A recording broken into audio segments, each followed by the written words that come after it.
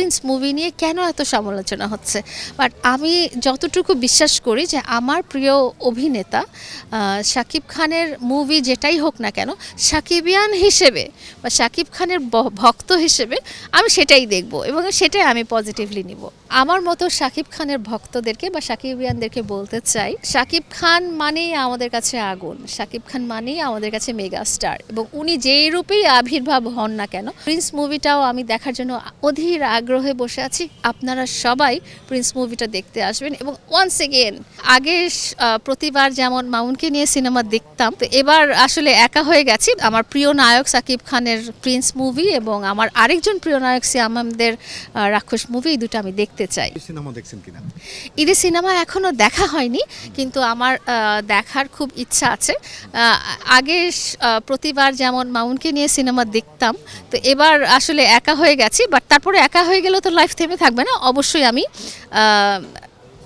আমার প্রিয় নায়ক শাকিব খানের প্রিন্স মুভি এবং আমার আরেকজন প্রিয় নায়ক সিয়াম আহমেদের রাক্ষস মুভি, এই দুটো আমি দেখতে চাই। আচ্ছা আচ্ছা আচ্ছা, প্রিন্স ছবি নিয়ে অনেক সমালোচনা শুনেছেন কিনা? আমি যেটা বলতে চাই যে সমালোচনায় কিন্তু সেটাকে আরও মানুষকে আরও বেশি উৎসাহ করে যে ঠিক আছে, যে দেখাসি তো কেন এত সমালোচনা হলো, এটা এক ধরনের মার্কেটিং। অ্যান্ড আমি যতক্ষণ না নিজে না দেখছি ততক্ষণ আমি আপনাদেরকে বলতে পারবো না যে প্রিন্স মুভি নিয়ে কেন এত সমালোচনা হচ্ছে, বাট আমি যতটুকু বিশ্বাস করি যে আমার প্রিয় অভিনেতা শাকিব খানের মুভি যেটাই হোক না কেন, সাকিবিয়ান হিসেবে বা শাকিব খানের ভক্ত হিসেবে আমি সেটাই দেখব এবং সেটাই আমি পজিটিভলি নিব। আবার আমরা শেষ করে ফেলবো, এর আগে হচ্ছে সাকিব খানের অনেক ভক্ত আছে আসলে আপনার মতো, যারা তার ছবি দেখবে অনেক, এই যে নেগেটিভিটি এই ভুলে গিয়ে আপনি তার ছবি দেখবেন, এটা নিয়ে তার দর্শকদের আমি আমার মতো শাকিব খানের ভক্তদেরকে বা সাকিবিয়ানদেরকে বলতে চাই, শাকিব খান মানেই আমাদের কাছে আগুন, শাকিব খান মানেই আমাদের কাছে মেগা স্টার, এবং উনি যেই রূপেই আবির্ভাব হন না কেন, উনি হতে পারে ছোট্ট একটা অ্যাড, ছোট্ট একটা রোল, বা ওনার বিশাল কোনো বড় মুভি প্রিয়তমার মতো বা বরবাদের মতো। প্রিন্স মুভিটাও আমি দেখার জন্য অধীর আগ্রহে বসে আছি। আপনারা সবাই প্রিন্স মুভিটা দেখতে আসবেন এবং ওয়ান্স এগেন, মানে we will go for Shakib Khan definitely. আলহামদুলিল্লাহ, ঈদ ভালো কেটেছে, থ্যাংক ইউ। সবসময় যেরকম হয় যে মার হাতের রান্না খাওয়া, মার হাতের পোলাও খাওয়া, আমি এই ঈদের জন্য বসে থাকি। সারা বছরই অনেক পোলাও খাই, কিন্তু ঈদের সময় মাকে সালাম করে মার হাতের পোলাও রোস্ট খাওয়া, এটা মানে আমি অনেক অনেক এনজয় করি ব্যাপারটা। উনি কেমন আছেন আসলে? আলহামদুলিল্লাহ, হ্যাঁ, ওনার তো অনেক বয়স হয়ে গেছে, বাট আলহামদুলিল্লাহ উনি ভালো আছে এবং উনি আমাকে খুশি করার জন্য হলেও উনি রান্না করেন।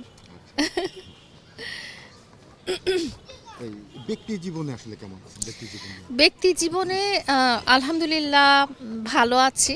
যখন মানুষ মুভ অন করতে পেরে যায় লাইফে, কোনো একটা খারাপ সিচুয়েশন থেকে কেউ যখন মুভ অন করে ফেলে, তো